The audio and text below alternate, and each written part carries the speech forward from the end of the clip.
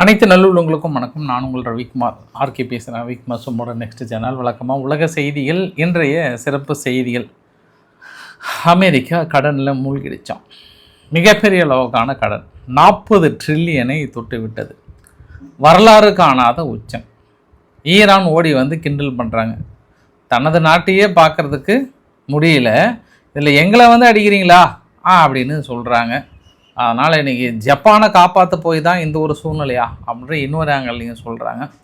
அங்கே சுற்றி இருக்கக்கூடிய நிகழ்வுகள், அதை தாண்டி உக்ரைன் மீது மிக கடுமையான தாக்குதலை நிகழ்த்திருக்கிறது ரஷ்யா. லஞ்ச வழக்கில் ஜெலன்ஸ்கியோட உதவியாளர் மாட்டினதுனால போர்க்காலமாகி இருக்கிறது உக்ரைனுக்குள்ளார. பதவி விலகிற அளவுக்கு போவாரா, இல்லை தனது அதிகாரத்தை பயன்படுத்த போகிறாரா? இன்னும் சுற்றி இருக்கக்கூடிய அதிரடியான பல சம்பவங்களை தெரிக்க விட போகிறோம் நம்ம இன்றைக்கி. வாங்க நண்பர்களே. ஸோ பதிவுக்குள்ளே போகிறதுக்கு முன்பு நீங்கள் நம்ம சேனலை சப்ஸ்கிரைப் பண்ணலாம். சப்ஸ்கிரைப் பண்ணிட்டு வாங்க. மறக்காம பெல் பட்டன் கிளிக் பண்ண ஆல் ஆப்ஷன்ஸ் கொடுங்க. வீடியோக்குள்ளே போகலாம்.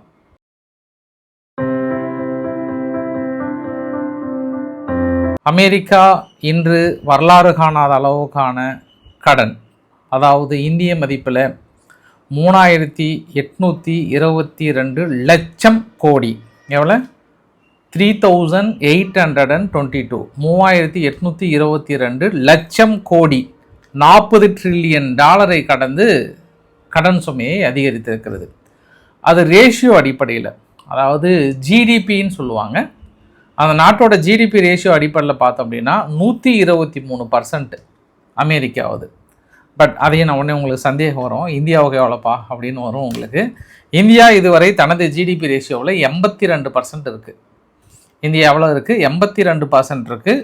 அமெரிக்கா 123% இருக்குது. ஆனால் அமெரிக்கானுடைய ஏற்றுமதி இறக்குமதி ரொம்ப அதிகமாக இருக்குது. அதனால் நம்ம கம்பேரிசனை கொஞ்சம் தள்ளி வச்சுட்டு, இப்போ ஈரான் என்ன சொல்கிறாங்கன்னா, ஏப்பா உங்கள் நாடே எங்கள் கடனில் தத்தளிக்கு தான்.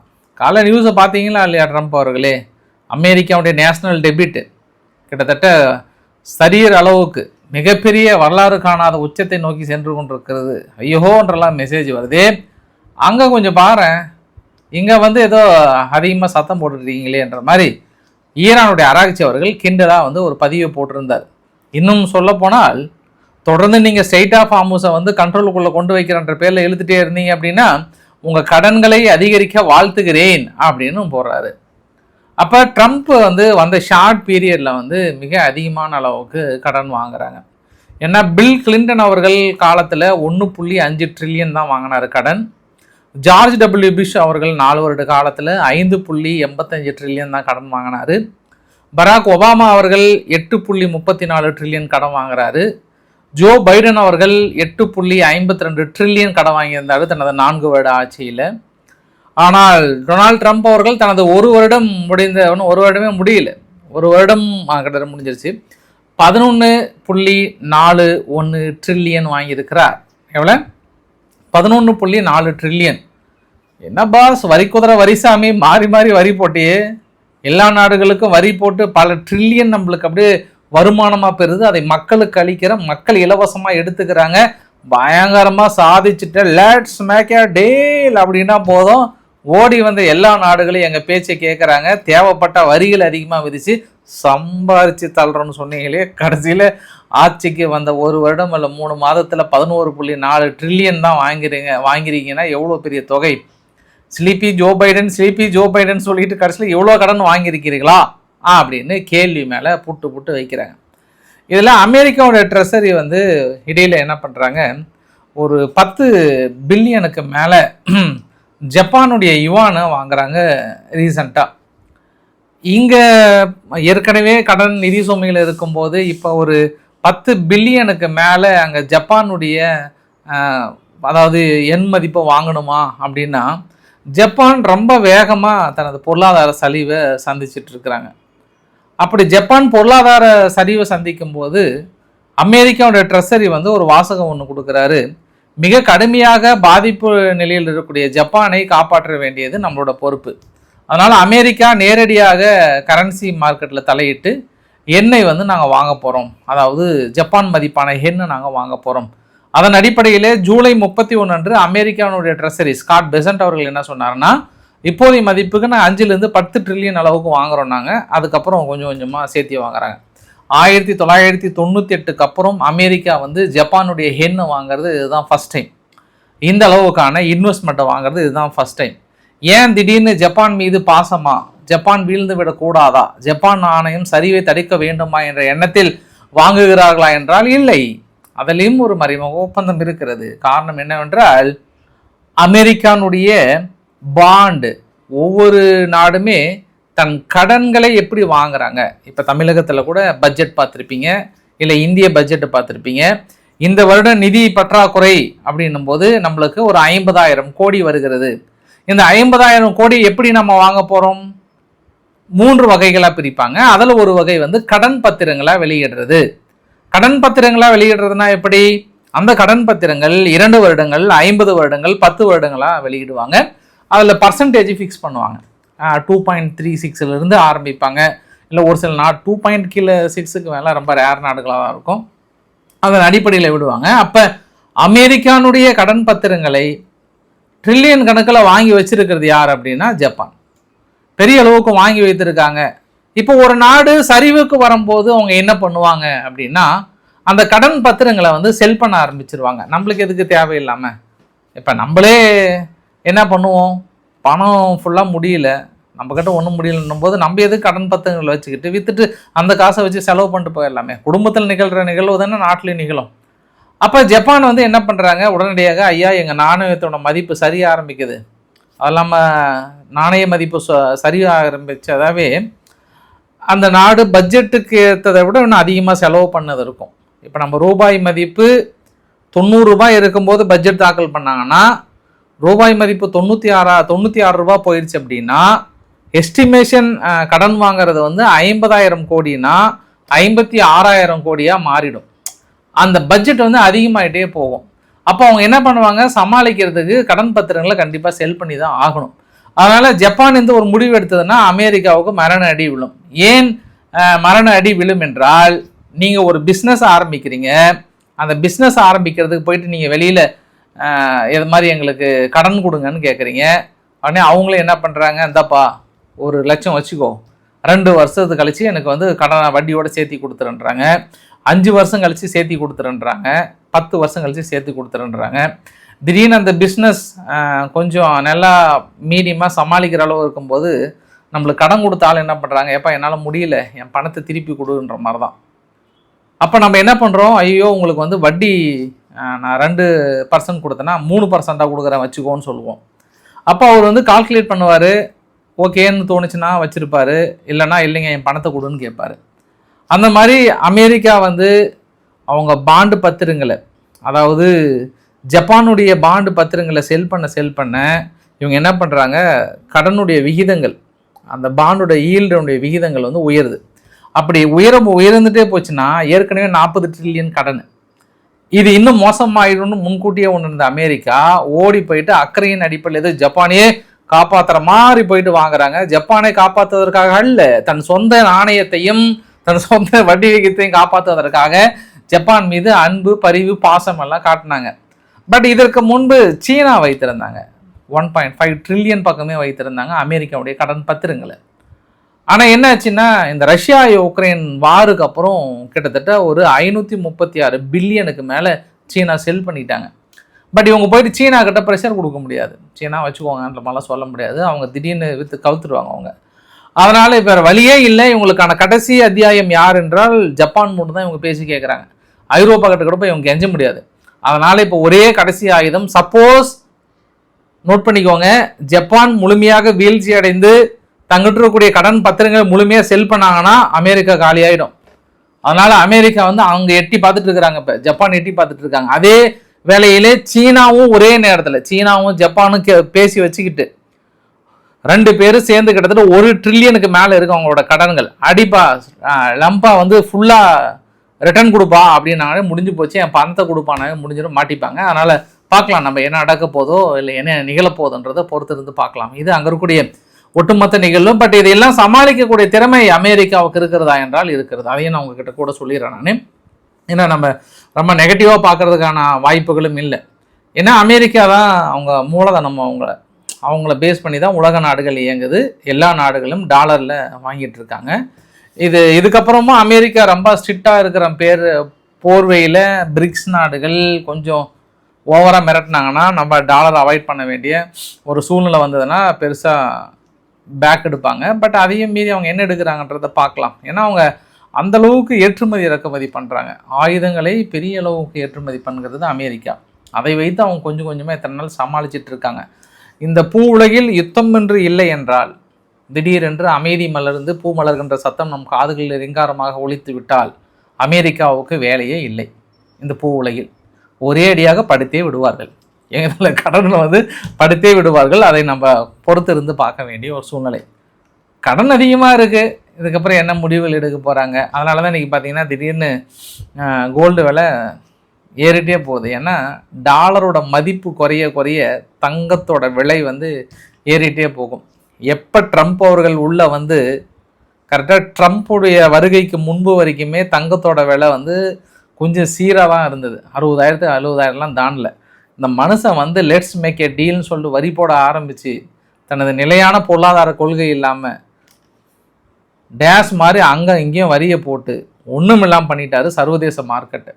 அது ஏசிய பங்கு சந்தையெல்லாம் இவரால் பல லட்சம் கோடி இழந்தவங்க தான் அதிகம். திடீர்னு ஒரு அறிவிப்பு, திடீர்னு கேன்சல் பண்ணுவார். அவங்க ஆளுங்களுக்கு மட்டும் அதை சொல்லுவார். ஏதோ இதனால் அமெரிக்காவுக்கு லாஸ்னாலுமே ட்ரம்ப்புடைய சகாக்கள் கோட்டீஸ்வரராக இருக்கிறார்கள் என்பதும் ஒரு கூடுதல் தகவல். நேற்று கூட இந்தியானுடைய வெளிநாட்டினுடைய அந்த நம்பகத்தன்மை பெரிய அளவுக்கு குறைந்திருக்கிறது. அதுக்கான காரணம்லாம் நிறைய விஷயங்கள்லாம் பேப்பரில் பார்த்தா நான் அதன் அடிப்படையில் சொல்கிறேன். சரி, இப்போ நேட்டோ நாடுகள் ரஷ்யா மீது தாக்கல் நடத்தலைனாலுமே அதுக்கான ப்ரிப்பரேஷனில் ஈடுபடுறாங்கன்றது கடந்த 2 நாட்களாக தகவல் வந்த வண்ணமாக தான் இருக்குது. ஏன்னா அந்த காலிங்கிரேட் பகுதியும் சரி மற்ற பகுதிகளும் தொடர்ந்து அவங்க ரொம்ப ஆக்டிவாக செயல்பட்டு இருக்காங்க. E3 சான்ட்ரி AWACS அப்புறம் நிறைய ரீஃபில்லிங் டேங்கர்லாம் பறந்துகிட்டே இருக்குது. நேட்டோ தகவலுக்கு என்ன ஒரு குறும் செய்தி வந்திருக்கிறது என்றால், அமெரிக்காவிடம் ஆயுதங்கள் இல்லை, இந்த சந்தர்ப்பத்தை ரஷ்யா பயன்படுத்தியாக வேண்டும், உடனடியாக தாக்குதலை நிகழ்த்த வேண்டும், ஏன் நாம் தாக்குதல் நடத்தி இன்னும் மற்ற பகுதிகளை நிலைகுலைய வைக்கக்கூடாது என்ற எண்ணம் ரஷ்யாவிற்கு வந்துவிட்டதாக நேட்டோ நாடுகள் தீர்மானிக்கிறது. அதன் அடிப்படையிலே நேட்டோ நாடுகள் ஏன் நாம் பதில் தாக்கல் நடத்தக்கூடாது, உடனடியாக நாம் ஏன் சுதாரிக்க கூடாது என்ற எண்ணத்திலே இந்த போர் பயிற்சிகள் ஈடுபட்டு கொண்டிருப்பதாக அங்கே இருக்கக்கூடிய தகவல்கள் வந்த வண்ணம் இருக்கிறது. அதனால காலிங்கிரேட் பகுதியும் சரி சுற்றி இருக்கக்கூடிய பகுதியும் கொஞ்சம் பதற்றமாக இருக்காங்க. நில்லுங்கப்பா, கொஞ்சம் பொறுமையாக இருங்கப்பான்னு. அதெல்லாம் இல்லைப்பா, நாங்கள் பதற்றமாக தான் இருப்போம், உங்களுக்கு முன்னுக்கு என்ன போச்சுன்ற மாதிரி தான் கேட்குறாங்க. அங்கே இருக்கக்கூடிய ஐரோப்பா நாடுகள். அப்போ தான் ஜெலன்ஸ்கி எப்பா இவ்வளோ பதற்றமாக இருக்கீங்களே, என்னை கொஞ்சம் அடிக்கிறாங்களே, வான் தடுப்பு சாதனங்களை கொடுத்தீங்கன்னா பரவாயில்லையே அப்படின்னு அவருக்கு தோணும். ஆனால் இப்போ வேறு வழி இல்லாமல் அந்தந்த நாடுகளை பாதுகாப்பதற்காக அவங்க அப்படியே ஹோல்டு பண்ணுறாங்க. ஆக்சுவலி இது நல்ல ஒரு டாக்டிக்ஸுங்க. ரஷ்யா சூப்பரான டாக்டிக்ஸ் தான். ஏன் அப்படின்னா இந்த ஒரு மிரட்டல் இருந்தால் தான் அவங்க ஆயுதங்கள் கொடுத்தாவே பயம் வந்துடணும். ஐயோ நம்ம ஆயுதங்கள் கொடுத்து நிராயுத பாணியாக நின்று விட்டால், நம்ம மீது தாக்கல் நடத்தி விட்டால் என்ன செய்வது? ஏன்னா ஜெலன்ஸ்கி இதுக்கப்புறம் பிடிக்கிறேன்னு சொல்லிட்டு அவரும் பிடிக்க மாட்டார், நம்மளும் அவரோடு சேர்ந்து கோமணமாக போக வேண்டியதான்ற அடிப்படையில் இனி கொடுப்பதை நிறுத்துவதற்கான ஒரு மிரட்டலா அப்படின்ற இன்னொரு ஆங்கிள்லையும் பார்க்கலாம். ஏன்னா அமெரிக்காவிடம் வேறு ஆயுதங்கள் இல்லை என்று வெளிப்படையாக தகவல் வந்ததுக்கப்புறம் சூழ்நிலை சற்று மாறுகிறதா, உலக அரசியல் சற்று திருப்பி போடுகிறதா அப்படின்ற இன்னொரு கோணத்திலையும் பாற்ற விடலாம். நேற்று ஜெலன்ஸ்கியோட ஆஃபீஸில் எனர்ஜி கரப்ஷன் ஸ்கீமில் ஒரு 3.35 மில்லியன் அளவுக்கு லஞ்சம் வாங்கியிருக்காங்க. யார்? ஜெலன்ஸ்கியோட நேரடி உதவியாளர். அதனால் இந்த ஆன்டி கரப்ஷன் பில் வெர்காவா ராதா அப்படின்னு இந்த இன்வெஸ்டிகேஷன், இது பேர் வெர்காவா ராதான்ற இன்வெஸ்டிகேஷன் டீம் ஒரு தனி ஏஜென்சி. உள்ளே போயிட்டு அந்த அம்மா கிட்ட ஒரு 4 பேக் கேஷ், சூட்கேஸ் மாதிரி ஒரு 4 பேக் கேஷ், அப்புறம் 150 மில்லியனுக்கான ஷெல் பேங்க், அதாவது பங்குகளை விற்றதன் அடிப்படையில் சொல்லியிருக்காங்க. அது இல்லாமல் இந்த குழந்தைகளுக்கான உணவுகள் கொடுக்கறதுல அதில் இதில் கொஞ்சம் கொள்ளையடித்திருக்காங்க. இந்த மாதிரி ஏகப்பட்ட இதில் கிரிமினல் வழக்கு பதிவு பண்ணியிருக்காங்க ஜெலன்ஸ்கியோட நேரடி உதவியாளர். இந்த அம்மாவை நான் நேற்று இரவே உங்ககிட்ட சொல்லியிருந்தேன், பிரசிடென்ஷியல் ஆஃபீஸில் ஒரு கரப்ஷன் கேஸில் நேரடி உதவியாளர் கைது பண்ணுறாங்க அப்படின்னாங்கன்னா இது ஜெலன்ஸ்கிக்கு தெரியாமல் இருப்பதற்கான வாய்ப்புகள் இல்லை. அதனால தேவைப்படும் பட்சத்தில் ஜெலன்ஸ்கியும் ஆஜராக வேண்டும் என்று கரப்ஷன் டீம் சொல்லுகிறது. நாங்கள் தேவைப்படும் பட்சத்தில் இப்போதைக்கு இந்த அம்மாவை கைது பண்ணுறோம் அப்படின்னு கைது பண்ணிட்டு போயிட்டாங்க. மனுஷன் இந்த பிரச்சனையெல்லாம் ஒரு பக்கம் போயிட்டு இருக்கும்போது இப்போ தான் ஏவன் கமரா அப்படின்றவரை வந்து டிஃபென்ஸ் மினிஸ்டராக ஒரு 312 லா மேக்கருக்கு மேலே வந்து ஒப்புதல் கொடுத்துருக்காங்க. ஓகே, இவர் வந்து டிஃபென்ஸ் மினிஸ்டராக இருக்கலான்னு சொல்லிட்டு. இப்போ தான் ஃபெட்ரோ அவர்கள் வந்து நேற்றும் ஒரு அறிக்கை கொடுத்திருந்தார், மறுபடியும் இன்றைக்கி அறிக்கை கொடுத்திருந்தார். லஞ்ச லாவண்யத்தில் திளைத்து கொண்டிருக்கும் பிரசிடென்டல் ஆஃபீஸ் இன்னும் எந்த அளவுக்கு நம்பகத்தன்மையை நம் நாடு காப்பாற்ற போகிறது, ஏன் தேர்தலை வைக்கக்கூடாதுன்னு இருக்காங்க. இந்த நெருக்கடியில் ஜெலன்ஸ்கி எப்படி சமாளிக்க போகிறார், இன்னும் ஐரோப்பா நாடுகளுக்கு நம்பிக்கை வருகிறதா ஜெலன்ஸ்கி மீது என்று நம்ம பொறுத்திருந்து பார்க்க வேண்டிய ஒரு தருணமாக இருக்கிறது. அதே வேளையிலே நேற்று ரஷ்யா மிகப்பெரிய தாக்குதலை நிகழ்த்தியிருந்தது. கிட்டத்தட்ட ஜைட்டோமீர் அப்படின்ற ஒரு பகுதியில் நேஷனல் போலீஸ் ஹெட் குவார்ட்டர் ஒன்று இருக்குது, அதை அடிச்சிட்டாங்க. 20க்கும் மேற்பட்ட மக்கள் இன்ஜூர்ட் ஆனதாகவும் சொல்கிறாங்க. 2க்கு மேற்பட்ட மக்கள் இறந்து போயிட்டாங்க. தொடர்ந்து கருங்கடல் பகுதியில் 3 கப்பல்கள், உக்ரைனிலிருந்து ஏற்றுமதி செய்யப்பட்ட 3 கப்பல்கள் ரஷ்யானுடைய ஜீரான் 4 அப்படின்ற ஒரு ட்ரோன் மூலயமா 2 ட்ரை கார்கோ ஷிப் அப்படின்னு சொல்கிறாங்க அடிச்சிட்டாங்க. இது அடித்ததுனால நார்மலாகவே உக்ரைன் தாங்க கோதுமை கிண்ணம் அப்படின்வாங்க. ஐரோப்பா நாடுகளில் இன்றைக்கி இந்த ப்ரெட்டு இது எல்லாம் ஃபுல்லாக அவங்க ப்ரெட்டை நம்பி தான் இருக்காங்க. அவங்களுக்கெல்லாம் 40% ஏற்றுமதி யார் அப்படின்னா உக்ரைன் தான். இன்றைக்கி ப்ரெட்டு ரஷ்யா உக்ரைன் வார் வந்ததுக்கப்புறம் ஐரோப்பாவில் இருக்கக்கூடிய மக்களுக்கு தெரியும் 2 மடங்கு விலையேற்றம் அங்கே. காரணம் என்னென்னா உக்ரைன் தான், உக்ரைனுடைய தாக்குதல் தான். அவங்க ஏற்றுமதி பண்ண முடியாத சூழ்நிலை, சன்ஃப்ளவர் ஆயிட விலையேற்றம், இது எல்லாமே அவங்க நாட்டோட ஒட்டுமொத்த ஏற்றுமதியில் 30%க்கு மேலே ஜிடிபியில் மிக முக்கிய பங்கு வகிக்கிறது இந்த ஏற்றுமதி தளங்கள், அதாவது விவசாய உற்பத்தி நிலைகள். ஏன்னா அவங்களால வந்து தரை வழியாக ஏற்றுமதி பண்ண முடியாது உக்ரைனால். ஏன் முடியாது? போலந்தில் போராட்டம், இப்போ 1 வாரமாக போராட்டம் போயிட்டு தான் இருக்குது. தரை வழியாக இங்கிறது தானியங்கள் போச்சு அப்படின்னா அங்கே உற்பத்தி பண்ணுகிற கோதுமை எல்லாமே வந்து ரொம்ப சீப் ரேட்டுக்கு போகுது. அதனால் அங்கே மக்கள் வந்து வரக்கூடாதுன்னு தடுக்கிறாங்க. தக்காளி எக்ஸாம்பிள், தக்காளி எடுத்துக்கோங்க. நம்ம கிராமத்தில் பார்த்தீங்க அப்படின்னா தக்காளி விளையும் போது சிம்பிளாக 1 கிலோ 5 ரூபா 10 ரூபாய்க்கு போச்சுன்னா அது நஷ்டம்தான். ஏன் தக்காளி விலை குறையுது? பெங்களூர் மார்க்கெட்டில் இருந்து இங்கே நேரடியாக அங்கே இருக்கக்கூடிய மார்க்கெட்டில் வரதுனால விலை குறையுதுன்றாங்க. அப்போ பெங்களூர் மார்க்கெட்டை தடுத்துட்டோம்னா அட்லீஸ்ட் ஒரு 30-40 போச்சுன்னா விளை வைக்கிறவங்களுக்கு கொஞ்சம் ஹாப்பியாக இருப்பாங்க, யாருக்கும் எந்த நஷ்டம் கிடையாது. அதே மாதிரி தான் அங்கேயும். அது உள்ளே வந்ததுன்னா அங்கே ஐரோப்பாவில் இருக்கக்கூடிய விவசாயிகள் பாதிக்கப்படுறாங்கன்னு சொன்னதுனால நுழைவு பகுதியான போலந்து வந்து முழுமையாக தடுக்கிறாங்க. மற்ற நாடுகள் யாருமே வந்து உள்ளே விடுறதில்ல. அப்போ இவங்களுக்கான ஒரே வழி என்ன? கடற்பாதையை ஏற்றுமதி பண்ணுறது தான் அவங்களோட ஒரே நோக்கம். கடற்பாதையை ஏற்றுமதி பண்ணும்போது தான் இவங்க விடல. ஏன் விடல? இவங்க தான் அங்கே கருங்கடல் பகுதியில் 116 கப்பல் அடித்து வச்சிருக்கிறாங்களே. அதனால் கடந்த 3 மாதங்களாக கையோ முய்யோ என்று அலறி கொண்டிருக்கிறது ஜெலன்ஸ்கி டீம். அப்படி அலர்னா கூட இவங்க தாக்குதலை குறைச்சிருக்காங்களா அப்படின்னா இல்லை. ஒரு 800 கிலோமீட்டர் தள்ளி மற்றொரு எண்ணெய் கிடங்கு மீது வந்து தாக்குதல் நிகழ்த்தி இருக்கிறது உக்ரைன். அதனால் இன்றைக்கி மற்றும் 3 பகுதியில் இன்று இரவு என்ன பண்ணிட்டாங்க, விடிய நீங்கள் அந்த வரைபடத்தை பார்க்குறீங்க இல்லையா, இந்த வரைபடத்தில் நேராக வந்து அடிச்சிருக்காங்க. எங்கள் மிக முக்கியமான பகுதியில் அடிச்சிருக்காங்க. இது வரைக்கும் 12 பீப்புள் மேலே கொல்லப்பட்டிருப்பதா சொல்கிறாங்க. இந்த தடவைலாம் டைரக்ட் ஹிட்டு தான், அடித்தா டமார்னு ஹிட்டே தான், பயங்கரமான ஹிட்டு தான். நிறைய மக்கள் கொன்று குவிக்கப்படுகிறது. ஏன்னா வான்தடுப்பு சாதனங்கள் இருந்தது, வான்தடுப்பு ஏவுகணைகள் இருந்தது, இப்போ இல்லை. அதை உணர்கிறது. இன்னும் வின்டர் சீசனில் என்ன பண்ண போகிறாங்கன்னு தெரியல. ஏன்னா எப்படியும் அங்கே அமெரிக்கா வந்து வெளியேறதுக்கான வாய்ப்புகள் இல்லை. விடாகொண்டன் கொடாகொண்டன் போல் அங்கே ஈரானிடம் மாட்டி விட்டதுங்க.